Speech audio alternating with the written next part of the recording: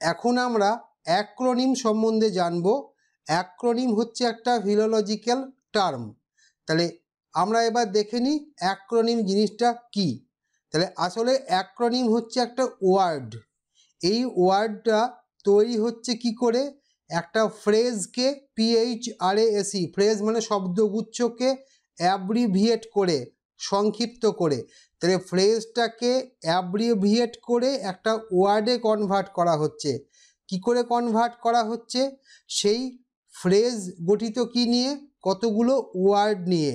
সেই ওয়ার্ডগুলোর কিছু লেটার বা অক্ষরকে কি করা হচ্ছে, সিলেক্ট করা হচ্ছে, সেগুলোকে পাশাপাশি রেখে একটা ওয়ার্ডের ফর্ম দেওয়া হচ্ছে।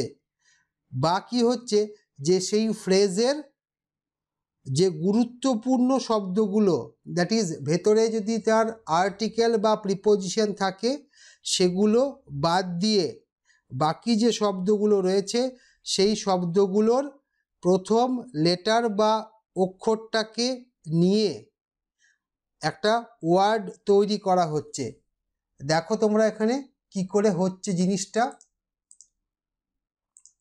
কি রয়েছে দেখো। National, NATIONAL, national. তারপরে কি আছে, এরোনটিক্স,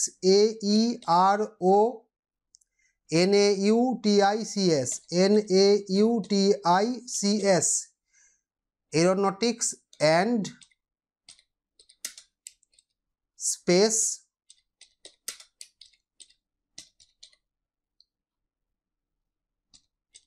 অ্যাডমিনিস্ট্রেশন। এই আন্ডারলাইনটা আমি সরিয়ে দিলাম।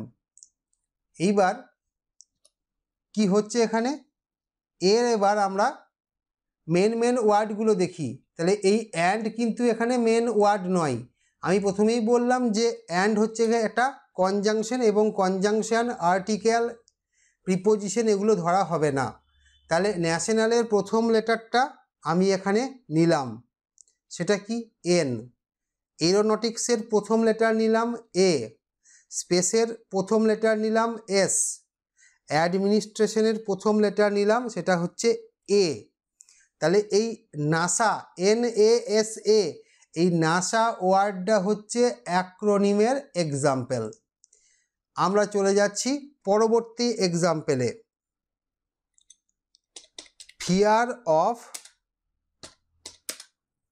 Missing out. এখানে ফিয়ারটা স্মলে লিখব।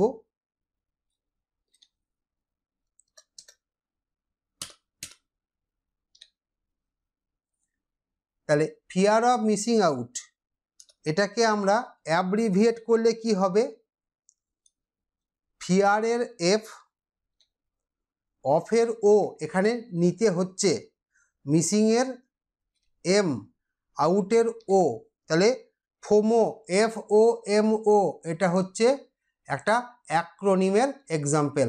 আশা করি যদি অ্যাক্রোনিম পরীক্ষায় আসে তোমাদের লিখতে বা এক্সাম্পল দিয়ে বুঝিয়ে দিতে অসুবিধা হবে না।